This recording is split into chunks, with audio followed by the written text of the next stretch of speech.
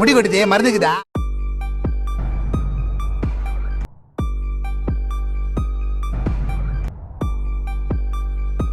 எல்லோருக்கும் வணக்கம். நான் உங்கள் டாக்டர் பிள்ளை. இன்றைக்கி நம்ம பார்க்க போகிற விஷயம் என்னென்னு பார்த்தீங்கன்னா ரொம்ப முக்கியமான விஷயம்.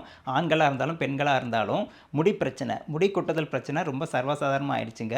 ஆண்களுக்கே பார்த்தீங்கன்னா சிறு வயதில் நரை தோண்டுதல், சிறு வயதில் வழுக்கை விழுதல், இந்த மாதிரி பிரச்சனை இருக்குது. பெண்களுக்கு பார்த்தீங்கன்னா முடி உதிர்தல் அதிகமான பிரச்சனையாக இருந்துகிட்ருக்கு. இதற்கு தண்ணி சரியில்லாதது, அது இது சத்து குறைபாடு, பல காரணங்கள் இருக்குது. இன்றைக்கி நம்ம இந்த வீடியோவில் பார்க்க போகிறது என்னென்னா, நான் சொல்கிற ஒரு 5 உணவு, வைட்டமின்கள் நிறைந்த இந்த 5 உணவை சாப்பிட்டே வந்தீங்கன்னா முடி கொட்டும் பிரச்சனை கொஞ்சம் கொஞ்சமாக சரியாயிடும். என்னென்ன உணவுகள் பார்க்கலாமா? முதலாவது பார்த்தீங்கன்னா வைட்டமின் சி சத்து நிறைந்த ஆரஞ்சு பழம். இந்த ஆரஞ்சு பழத்தில் பார்த்தீங்கன்னா இல்லாத சத்துக்களே இல்லை, தாது பொருட்கள் அதிகமாக இருக்குது. முடி வளர்ச்சிக்கு தேவையான முக்கியமான விஷயங்கள் அந்த ஆரஞ்சு பழத்தில் இருக்கிறதுனால நீங்கள் வாரத்துக்கு ஒரு 2லேருந்து 3 தடவை சாப்பிட்றே வாங்க.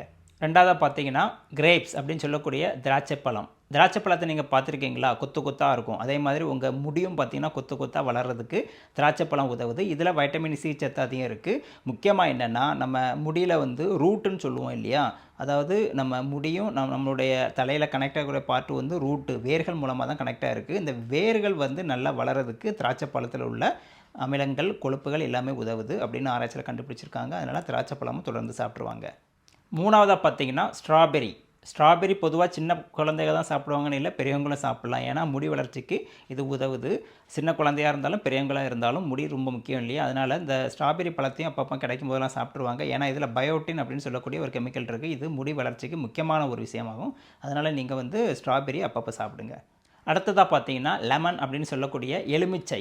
இதில் பார்த்தீங்கன்னா கால்சியம், பொட்டாசியம், வைட்டமின் சி எல்லாமே நிறைந்து காணப்படுதுங்க. இந்த லெமன் உங்களுக்கு தெரியும்னு நினைக்கிறேன். பொதுவாக சில இடங்களில் முடி வளராத பகுதிகளில் லெமன் எடுத்து தேய்ப்பாங்க.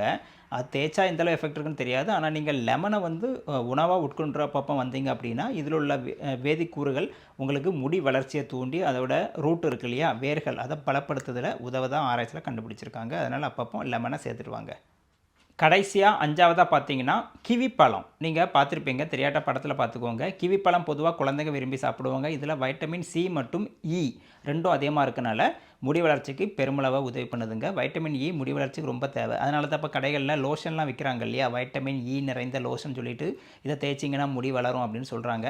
நீங்கள் மார்க்கெட்டில் இந்த மாதிரி ஏமாற்றி விற்கக்கூடிய கண்ட பொருட்களை போட்டாலும் ஒரு பிரயோஜனம் இல்லை. இயற்கையான உணவுகள் மூலம் தான் நம்ம இதை கொண்டு வர முடியும்.